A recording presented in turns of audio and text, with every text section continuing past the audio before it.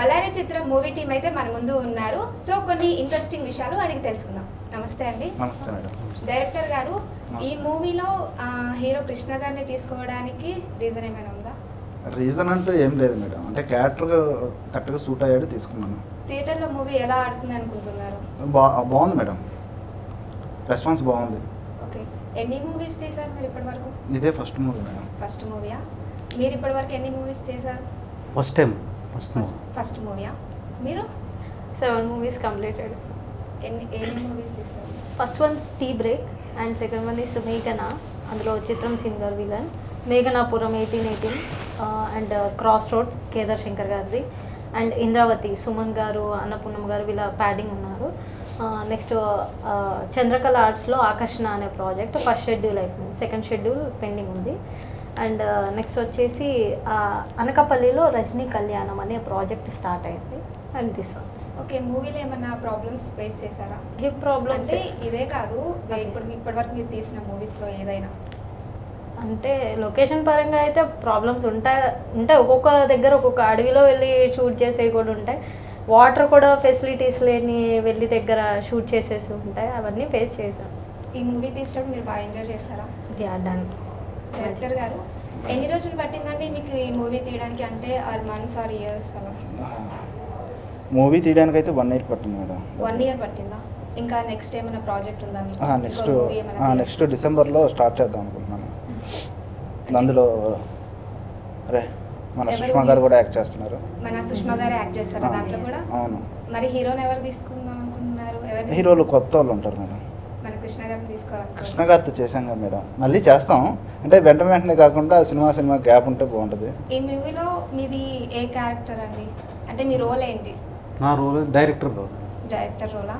Okay, ఈ మూవీలో మీకు నచ్చిన సన్నివేశం? నచ్చిన సన్నివేశం అంటే లాస్ట్లో క్లైమాక్స్ సీన్స్ బాగుంటుంది. మూవీ కోసం ఒక్క మాటలో చెప్పాలంటే ఏం చెప్తారు మీరు? అంటే నేటి సమాజంలో జరుగుతున్నవి చూసి కంటెంట్ రాసుకొని చేసాము. ఖచ్చితంగా అందరికీ నచ్చుతుందని అనుకుంటున్నాం మేడం. ఓకే, ఇప్పుడు తర్వాత వచ్చే మూవీస్ అన్నిటిని మీరు మెయిన్ రోల్లో చేద్దాం అనుకుంటున్నారా? ఫ్రెండ్ క్యారెక్టర్ అయినా ఏదైనా చేద్దాం అనుకుంటున్నారా? మెయిన్ రోలే చేద్దాం. మెయిన్ రోలే చేద్దాం అనుకుంటున్నారా? ఓకే, మీరు నెక్స్ట్ మూవీస్లో కంటిన్యూ అవుదాం అనుకుంటున్నారా? కంటిన్యూ. మీరు రియల్ లైఫ్లో మీరు ఏం చేస్తారు? అది గోల్డ్ స్మిత్. మీరండి నెక్స్ట్ ఇంకా మూవీస్ చేస్తూ ఉంటారా? మూవీస్. అంతకుముందు మీరు ఎక్కడ ఏం చేసేవారు? అంతకుముందు మూవీసే మేడం. స్టార్టింగ్ నుంచి మీరు మూవీసేనా రియల్ లైఫ్? అవును మేడం. మీది ఎక్కడ అండి ప్రాపర్? చీరాల మేడం. ఈ మూవీ అంతా ఎక్కడ తీసారు? చాలా ప్లేసెస్లో తీసారు? ఒకే ప్లేస్ మేడం, మా ఊర్లోనే తీసాను, చీరాల. మీరు ఈ సినిమా ఫీల్డ్లోకి రావడానికి ఏమన్నా రీజన్ ఉందా? యా, రీజన్ ఉంది. ఫస్ట్ ఆఫ్ ఆల్ నేను ఇంటర్మీడియట్ అప్పుడు ఎన్ఎస్ఎస్ క్యాంప్కి వెళ్ళాము. సో అక్కడ స్కిట్స్ చేశాను. సో అందులో యాక్టింగ్ చేయడము మా తెలుగు మిస్కి బాగా నచ్చింది.